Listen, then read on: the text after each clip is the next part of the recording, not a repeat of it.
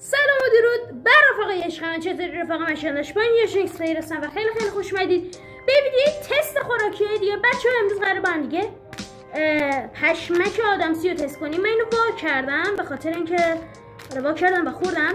بچه‌ها این پشمکی که وقتی میخوریش آب میشه و تبدیل به آدامس میشه. اینو اول از همه ما اینجوری میکنیم. این الان پودره، خب اصلیش کامله. این الان چون از بیرون ما اومدیم پودر شده، این داخله. من تیکه از اینو برمیدارم، این پشمکشه.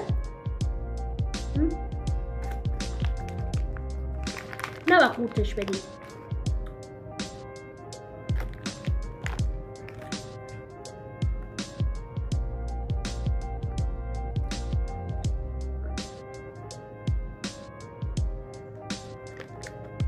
خودش زیاد خوشمزه نیست، اما بعد اینکه میجویش این آدم صداش در میاد. تمام جالبی داره.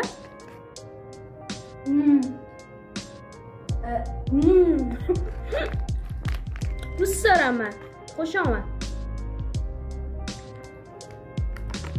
وضعیت کلش به نظرتون کلش رو بکنم تو دهنم چقدر میشه؟ نمی کنم ولی اسم بزنید چقدر میشه. تا که سلام یادتون نره تا ویدیوی بعدی. فعلا عشق خودمید. بای بای.